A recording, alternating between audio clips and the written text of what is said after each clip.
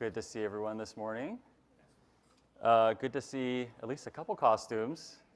I was really hoping to see Jerry's dinosaur costume. I was like prepared for it, you know. I'm not going to get distracted. But the costumes I have seen have been really impressive. Anyway, good to see you. If you don't know me, my name is Michael. I'm one of the pastors here at LSCC. And today we are continuing on in our sermon series called Questioning Christianity. We've gone through a few questions so far. We've gone through, why is it rational to believe in God? How could a good God allow evil and suffering? How could a good God send people to hell?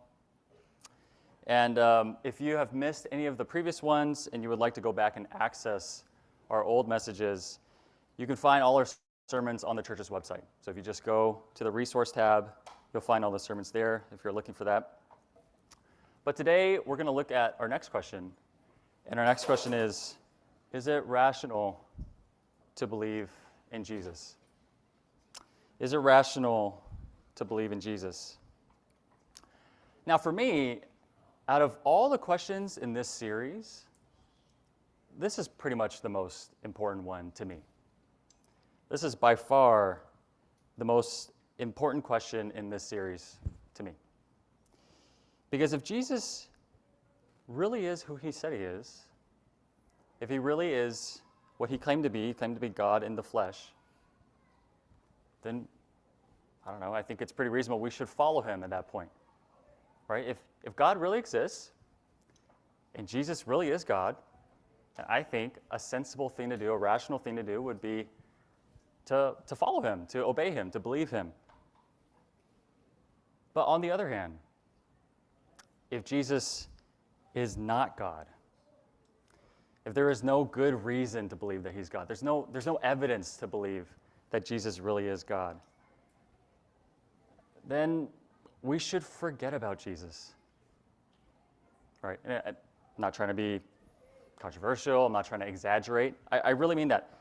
If there is no good reason to believe in Jesus, none of us should follow him. None of us should read a word that he has said. None of us should worship him.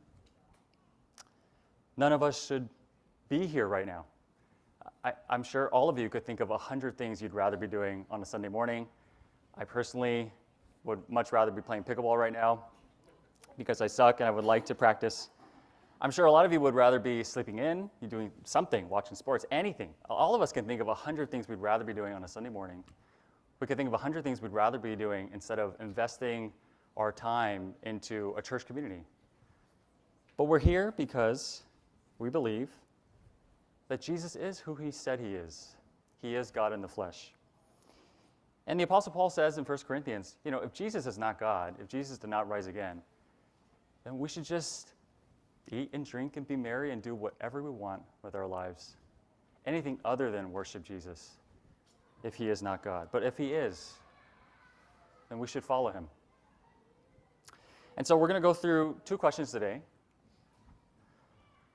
First off, we're going to look at, is Jesus even real?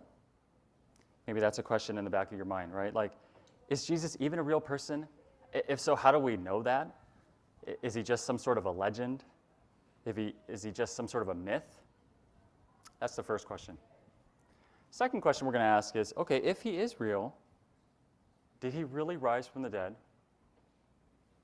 That's the key question about Jesus. That's the key miracle that he did. He did a lot of miracles, but that's the main one. If he didn't rise from the dead, then forget him. But if he did, that changes everything. And so let's go to our first point. Is Jesus even real?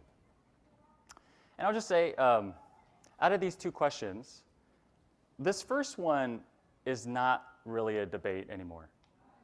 No serious scholar debates the first question, whether Jesus is real. The second one is a debate, whether Jesus rose again. That is a debate among scholars. But the first one really isn't up for discussion anymore, at least amongst scholars.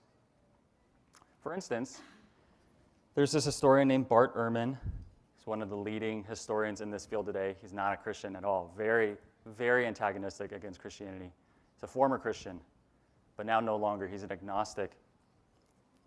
Several years ago, Bart Ehrman, he was on this radio show, this atheist radio show called The Infidel Guy, which is just a lovely name for a radio show. And so this radio show host is interviewing Bart. And he asked Bart, he says, so Bart, do you believe that Jesus is historical? Meaning, do you believe that Jesus is really a real person? He really existed in history? Do you believe that, Dr. Ehrman?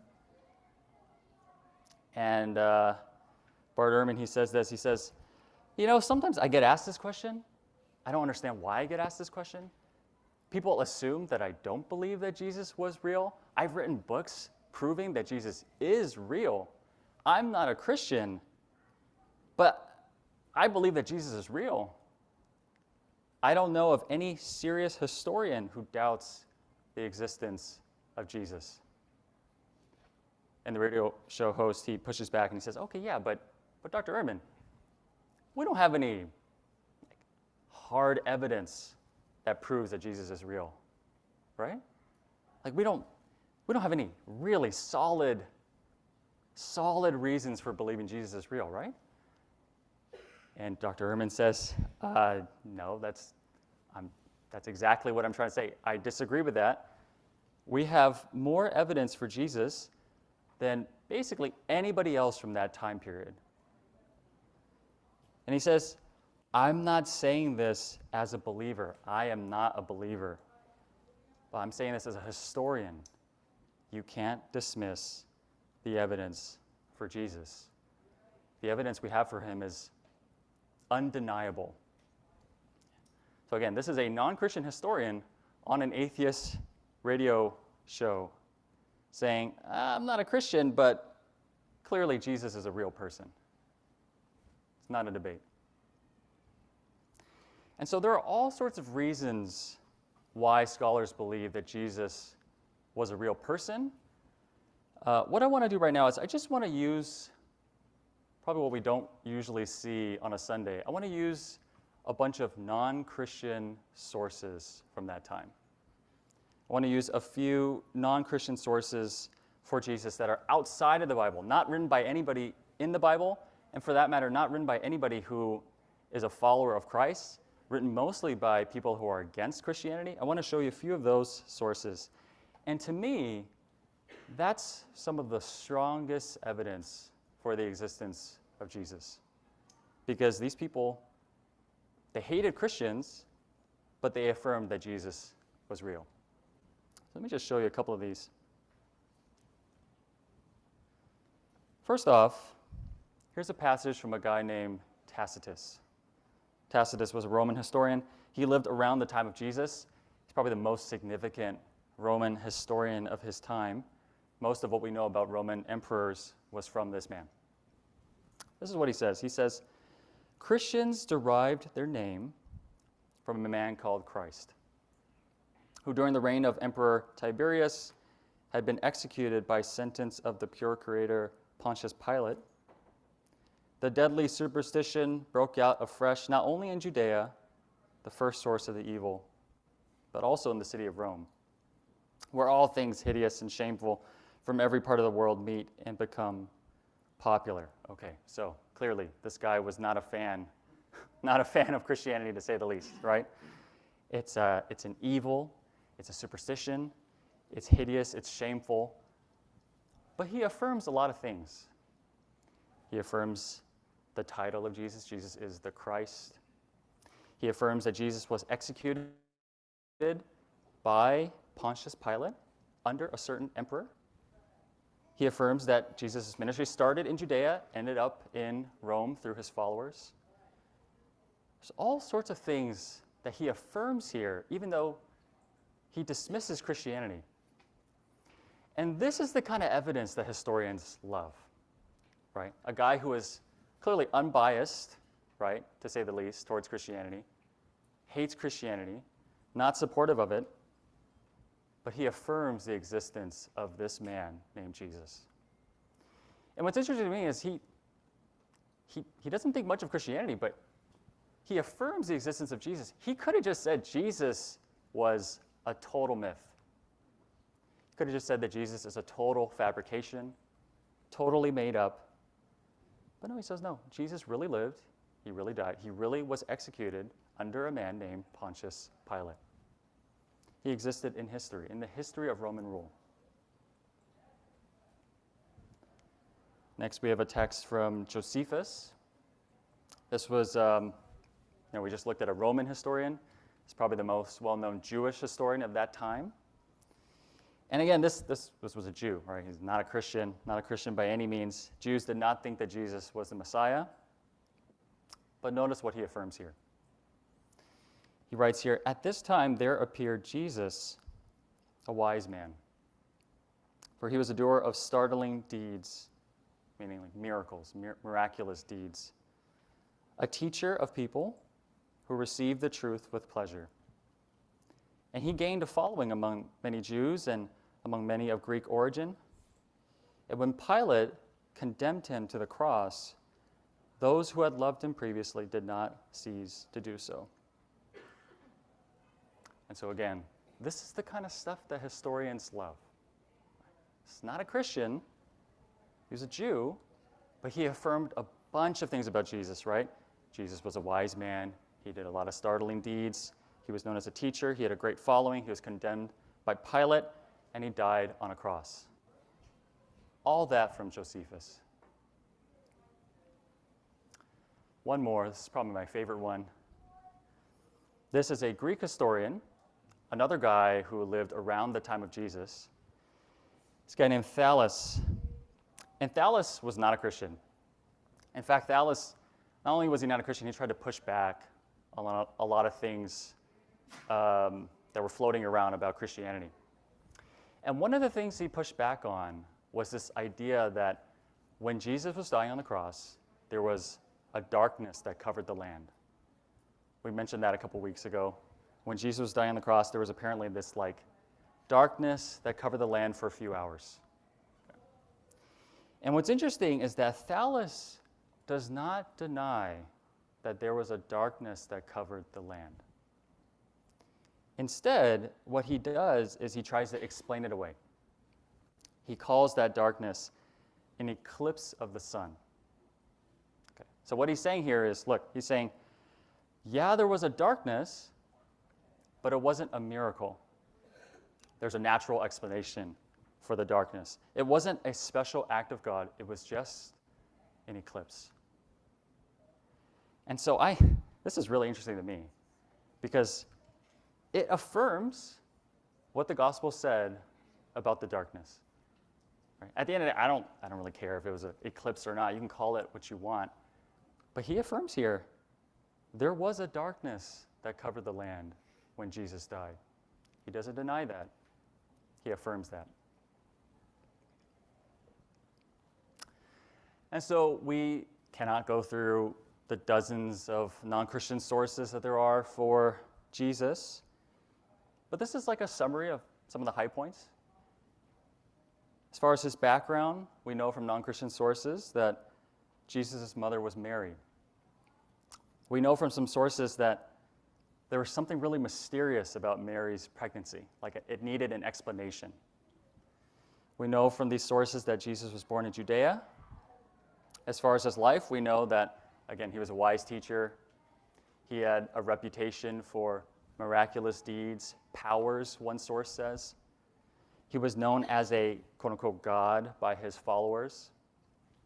As far as his death, we know from non-Christian sources that his death involved Pilate, his death involved the Sanhedrin, he died by crucifixion, he died around the time of the Passover, and when he died, the sky was darkened.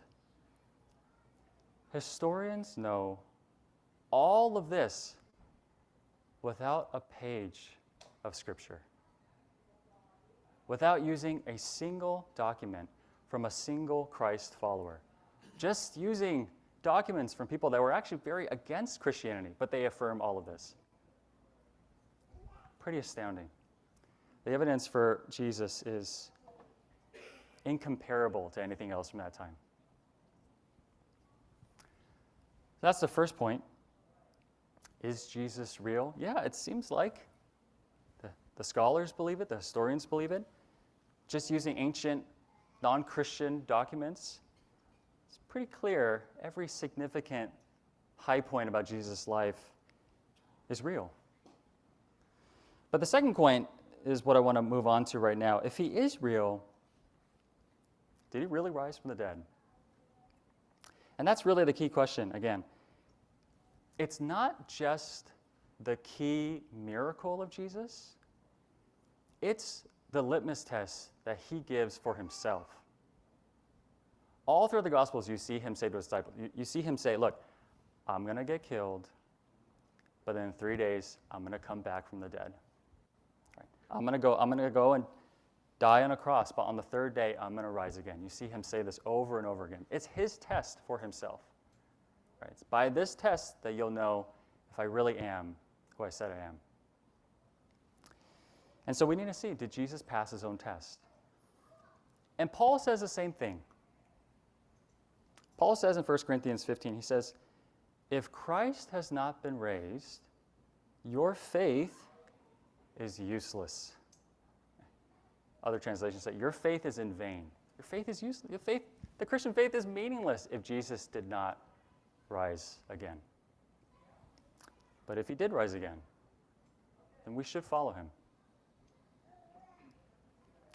I'm going to give 3 reasons why I think the resurrection is rational. And I'm using this word pretty intentionally, this word rational. I mentioned this in a sermon a few sermons ago. I don't think you can have 100% certainty about most things in life. Like I said, we can't even know if we're not in a simulation, all right? We definitely we can't have 100% certainty about a miracle that happened 2,000 years ago. You just can't do that using historical methods. I'm not trying to prove 100% certainty, but I am trying to say, I think it's rational. I think it's reasonable. I think it makes sense to believe that Jesus rose again from the dead. I think it makes more sense than not to believe that Jesus rose again from the dead.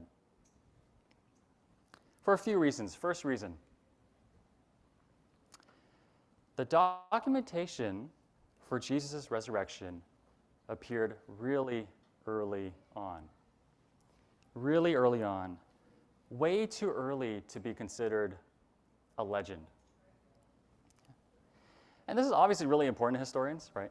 If the first record that we have for Jesus' resurrection was written 100 years after Jesus died, or 200 years, 300 years after Jesus died, I think you'd have to look at that and say, that's not very good evidence. 100 years after, that's not very good evidence. That's not very reliable. But for most historical events around that time, that's kind of all you have. You kind of only have documents that were written 100, 200, 300 years after the fact. That's all that survived. Let me give you an example. Take Spartacus, all right? Anybody here? I find Spartacus to be a pretty well-known person. Do y'all know Spartacus? Yeah, okay, one of you. All right, that's fine, I'll take that.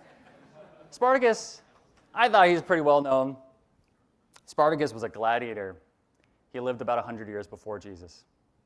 Spartacus was a gladiator who escaped slavery, and then he led this major uprising of slaves against the Roman Republic. Okay. Obviously, they did not last, but it was very impressive what he was able to do. Okay. It's a pretty iconic movie as well as Kirk Douglas. It's an iconic scene where everybody rises up and says, I am Spartacus, one by one. Very impressive. It's also a movie, not as good, there's a TV show that's not as good, don't watch that one, but the movie is iconic. What documents do we actually have for Spartacus? It's actually kind of surprising to research this. We don't have a single eyewitness testimony about Spartacus. There's not one quote from one slave that served with Spartacus. There's not one quote from one person who battled against Spartacus. There's not one piece of eyewitness testimony about Spartacus. Do you know what's the first document that we have written about Spartacus? You know how old it is? It was written 170 years after Spartacus died. Spartacus died around 70 BC, and the first surviving document we have that even mentions him was written in 100 AD, 170 years after he died. And actually, for that time, that's not bad, actually.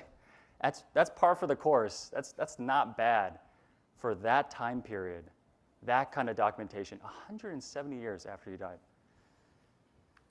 Now, so I have this chart here, all timeline. So this is where the first document for Spartacus was written. It's 170 years after he died, so I'll call it plus 170. Let's compare that to the documents for Jesus. The first gospel that we have for Jesus, most people believe it's the Gospel of Mark. When was the Gospel of Mark written? The Gospel of Mark was written, I believe, around 55 AD, which is, you can call it 25 years after Jesus died. 25 years sounds long to us, but again, compared to Spartacus, it's night and day. It's not a competition. It's pretty good. That's the first gospel we have. What about the first letter? The first letter that we have that talks about the resurrection is the letter to the Galatians by Paul. Galatians was written in 48 AD, about 18 years after Jesus died. Again, that's really good from historical standards. It was 2,000 years ago. 18 years after Jesus died. That's really good. Now, for some of you, I can show you this. I can show you, hey, it's really good compared to Spartacus. And you're like, I don't care. 18 years still sounds like a really long time. And I get that. That's not the earliest document we have. The earliest document that we have is something that scholars call the Creed from 1 Corinthians 15. Kind of ran out of space here, but you see that the Creed from 1 Corinthians 15. And what's interesting about this creed is this creed that Paul quotes in 1 Corinthians 15, scholars believe that this creed existed 2 years after Jesus died. 2, at most 3 years. I'm not just talking about Christians. Christian scholars can be biased, I get that. Even non-Christian scholars, virtually all non-Christian scholars believe that this creed was written just 2 years after Jesus died. Insanely early. Okay, a lot of questions. First question you might be thinking is, okay, I don't even know what a creed is, so why don't you just back up? I get that. A creed is a statement of beliefs. A creed, you might have heard of like the Apostles' Creed. The Apostles' Creed came hundreds of years after this creed. Also a boxing movie, excellent movie, but I'm not thinking that one. A creed is a summary of beliefs of a group of people. Anyway. And in 1 Corinthians, in chapter 15, scholars note that Paul is quoting this creed, probably the earliest Christian creed that existed. And again, all scholars hold to this creed being super early. Now, let me just read this creed for us. This is 1 Corinthians 15, starting in verse 3.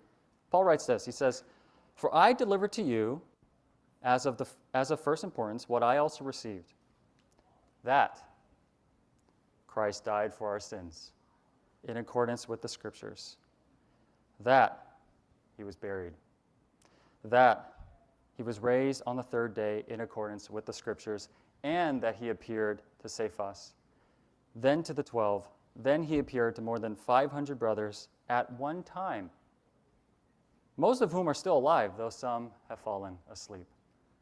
Then he appeared to James, then to all the apostles."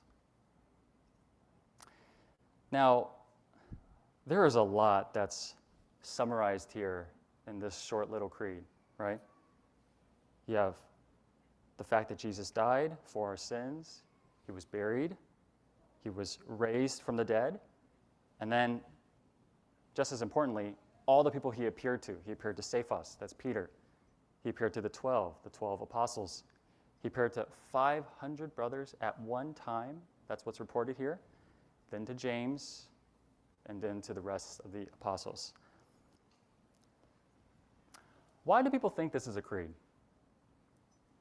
There's a lot of reasons for this. I can't get into everything, but first thing you need to understand about creeds were generally memorized. They did not have email. They did not have texting. They couldn't pass this stuff around on written documentation. They had to memorize it and then pass it on verbally. It was an oral culture. And so in order to make it easy to memorize, these creeds, sometimes they had a parallel structure, right? Almost poetic sometimes, to make it easier to memorize. And you see that really clearly here in blue, right? That Christ died, that he was buried, that he was raised, that he appeared, then to the 12, then to, see, you get the picture. There are other traits that also make it pretty clear that this did not originate with Paul. For instance, here in purple you see this phrase, in accordance with the scriptures, that Paul uses twice here. Do you know when else Paul uses this line, this phrase, in accordance with the scriptures? Never. We never see this phrase in any of Paul's other writings. Paul usually likes the phrase, it is written. That's what Paul likes to use. And we all prefer certain phrases over other phrases. Paul likes to say it is written. Here he doesn't say that. He says in accordance with the scriptures. Why? Because he's quoting something else. Same thing with this phrase in red, on the third day. Paul never uses that phrase in any of his other writings. Same thing with this phrase, the 12. Paul never says the phrase the 12 outside of this creed. He likes to say the apostles. Why? Because Paul wasn't one of the 12. He likes to emphasize that he's an apostle. But he's quoting something here. He's quoting a creed that didn't originate with him. And that's pretty obvious to even non-Christian scholars. And so these are some of the summary statements that even atheist historians make. First one here says, the elements in the tradition are to be dated to the first 2 years after the crucifixion of Jesus, not later than 3. Second quote here, the evidence for this creed, dating to the very origin of the religion, is amply strong, and there is no reasonable basis for claiming otherwise. And so again, the documentation that we have about Jesus is really, really early. Not just compared to everything else, but just even honestly, for our own standards, 2 years is really early on. Far too early to be a legend. Historians like to say that legends, they don't take 2 years.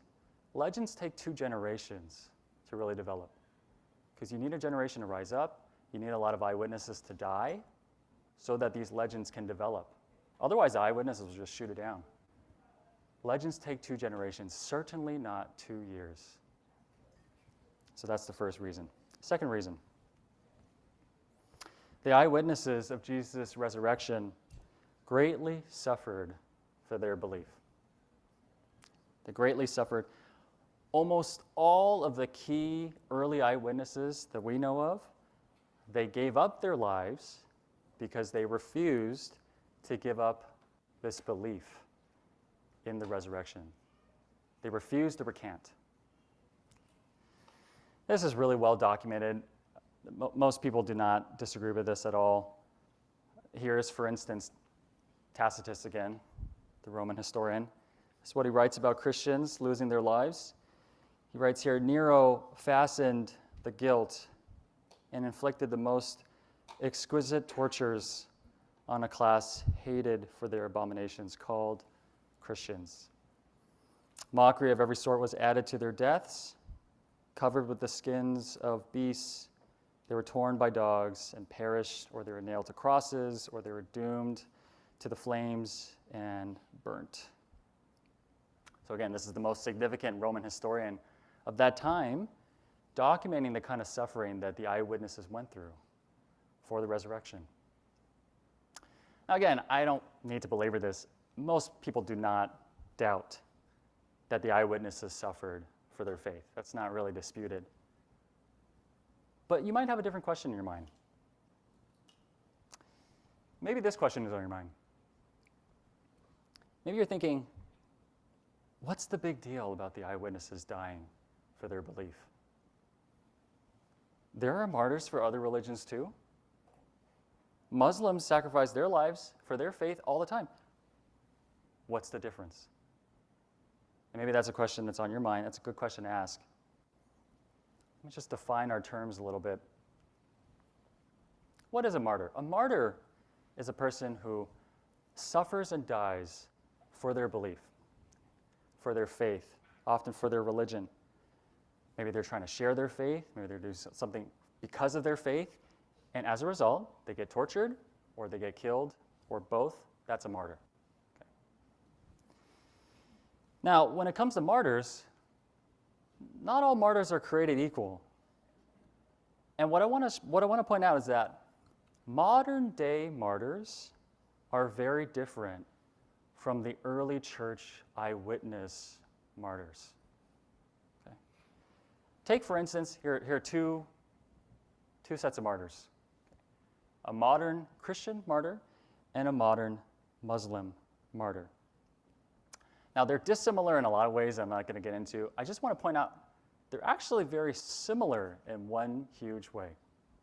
Christian martyrs today, Muslim martyrs today, they're very similar in one huge way. Why do these martyrs die? In some sense, you could just boil it down from a human perspective that both of these categories of martyrs, they're dying for very similar reasons. They're dying because they believe in their holy book. Christian martyrs, we die for what we believe to be the scriptures, the Bible. Muslim martyrs, they're dying for the Quran. Let me ask you this. If a Christian dies for his or her faith today, does that prove that the Bible is true? Put it another way. If a Muslim dies for his or her faith today in the Quran, does that prove that the Quran is true? Not really. Not at all. I think it's impressive, it's courageous. And as a Christian, I believe in the spiritual side, I believe in the Holy Spirit's conviction, but from a human perspective, from a historical perspective, if a modern Christian martyr or a modern Muslim martyr dies, does that prove that their book is true? No. All it proves is that they really, really believe in their book. They're very convicted in their book. It's all it really proves from a human perspective. It doesn't prove that their book is true, right? But compare that to the early eyewitnesses. Why did the early eyewitnesses die? They didn't die because they read about Jesus' resurrection in some document. They didn't die because they took something kind of secondhand, some secondhand information. The New Testament wasn't even written yet. Right? The Gospels weren't even formed yet. They weren't dying because of something that they read in a book. They read because they experienced there's a dead man who came back to life, and I have interacted with him. They went to their graves saying, I ate with him. I hung out with him. I put my hand on his scars. That is categorically different from any martyr today. Not even close. It's a different sport. It's a whole totally different thing. The suffering of these direct eyewitnesses is hugely significant. You can't just explain it away. Take it from this Muslim professor, and not a Christian, very much a non-Christian scholar. This is what he says about the resurrection. He says this. He says, one could simply dismiss the resurrection as a lie. You could try to do that. However, there is this nagging fact to consider. One after another of those who claimed to have witnessed the risen Jesus went to their own gruesome deaths refusing to recant their testimony. These first followers of Jesus were not being asked to reject matters of faith based on events that took place centuries earlier. They were being asked to deny something they themselves personally, directly encountered. This is a Muslim scholar saying this. It's hard to just ignore this evidence. And so, when it comes to this kind of testimony, it carries a lot of weight because at the end of the day, liars are terrible martyrs. That's what people say. Liars make terrible martyrs. Usually, people don't die for a lie. Not knowingly, right? Not knowingly. Usually a liar that has nothing to benefit from it, their family has nothing to benefit from it, they don't willingly die for a lie. Not hundreds of them. Maybe you could find the one exception, that's fine. Not hundreds of them. I haven't read all the scholarship out there, but I will say I have not read one non-Christian scholar. I've not read one non-Christian scholar that thinks that Paul was lying. To my knowledge, nobody thinks that the Apostle Paul was lying. They think Paul was mistaken. They think that what he thought was a resurrected Jesus wasn't really the resurrected Jesus for various reasons. But nobody thinks that he's lying. Because even for non-Christian scholars, they kind of understand that. Like, people don't choose to be tortured and shamed and then killed for what they know is a lie, especially a man like Paul. Paul gave up everything. Why would he do that if he did not experience the resurrection? One last point. The resurrection accounts are too problematic to be fabricated. A lot of words there. What I'm trying to say is they're too strange to be made up. A lot of things in there that are just too strange. Like you were just making up a religion, you wouldn't write it like how they're written. Here's what I mean. Here's one example. Here's a scene from after Jesus' resurrection. So Jesus has risen. Now he is appearing to his disciples. Okay? This is what it says. It says here, the 11 disciples left for Galilee, going to the mountain where Jesus had told them to go. When they saw him, they worshipped him, but some of them doubted. Always been a puzzling little phrase. If you were making up a religion about the centerpiece of your religion is a dead man came back to life, Jesus rose from the grave, would you really include this little detail that some of the disciples of Jesus, they see the risen Jesus in front of them, and some of them are doubting him? Why would you include this? Why would you include this phrase that some people are doubting Jesus, the risen Jesus, right in front of them? Why would you include that? There is no reason to include that unless it really happened. There's no real good explanation other than the fact that very likely happened.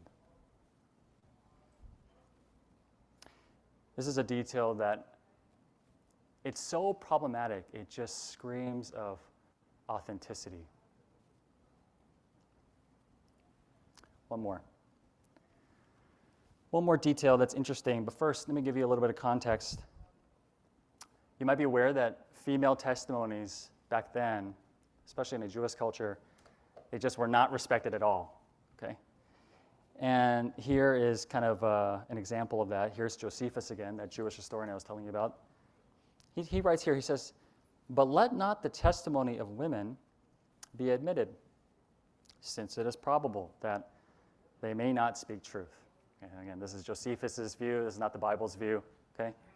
They did not think much of the testimony of women because they thought that women were not going to be truthful. Okay? That was the context of that time. And so in light of this context, this piece of information is remarkable to scholars.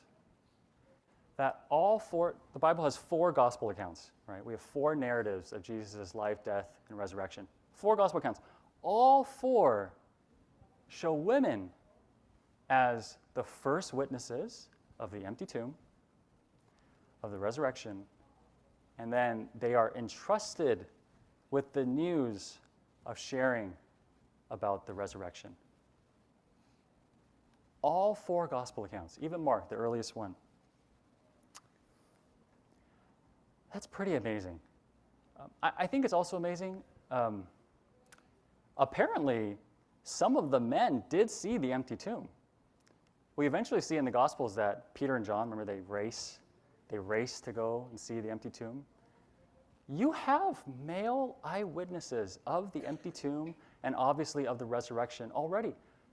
And if you're a gospel writer, you could have just not included the part about the women, knowing that it wasn't going to be respected anyway, and just included the part about the men. But they didn't do that. Why? Scholars ask, even non-Christian scholars ask, why would the gospel accounts include women as the first eyewitnesses? There is no good reason why. It's not respected unless it really happened. And so this fact, especially this first fact, right? The first eyewitnesses of the empty tomb, all 4 gospels report it's women. It's this fact that actually has the majority of non-Christian scholars, people that don't believe in the resurrection, this fact makes them feel like, I don't believe in the resurrection, but I don't see how you can deny the empty tomb. The empty tomb just does not make any sense apart from this tidbit that women were the first eyewitnesses of the empty tomb. There's no reason to make that up unless it really happened. Here's an example of a scholar who affirms this. This is a Jewish historian, a really respected historian.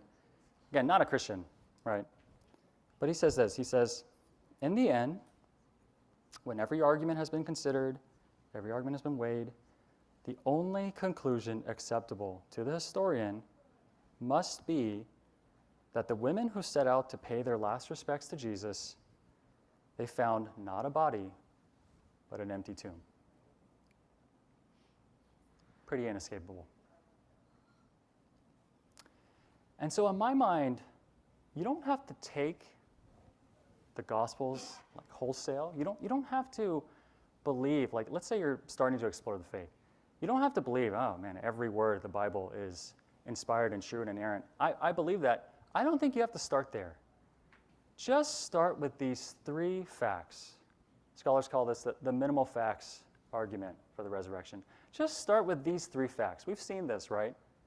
There's this early creed, 1 Corinthians 15 creed that affirms a lot, and none of that is legendary because it's too early. Then you have the eyewitnesses' martyrdom. Again, nobody disputes that. They clearly were tortured and killed for their faith. And then you have the empty tomb. Most scholars, not everybody, but most scholars believe in the empty tomb. You take these 3 things, try to come up with a better explanation in the resurrection. Nothing really accounts for all this. Right? Like take hallucination. Some people think, oh, the disciples just hallucinated the resurrection. Maybe that's why they died for the faith. They just had this vivid hallucination of Jesus. All of them, 500 of them, all of them. They just hallucinated it. Okay. Last time I checked, hallucinations are very powerful, but hallucinations don't produce empty tombs. Hallucinations can't get rid of a body. No argument really makes sense of all of these facts nearly as well as, hey, maybe Jesus really did rise again. It's the best, most rational explanation. It just makes the most sense. And so I'll just end with this. At a couple points in my life, for me personally, this historical belief in the resurrection is the main thing that helped me to keep my faith. A lot of points in my life, I just felt very little benefit to the Christian life, to the church, to friendships, Christian friendships, I just felt very little point to that. But I still believed that Jesus rose again. I still believe that the evidence points more to the resurrection and therefore more to Jesus being God. I did not want to be on the wrong side of that. And at the end of the day, I just felt like, regardless of how I feel about church, Christian life, all this stuff, regardless of all that, I just decided Jesus deserves my worship because he rose again and he is God. Let's pray to him.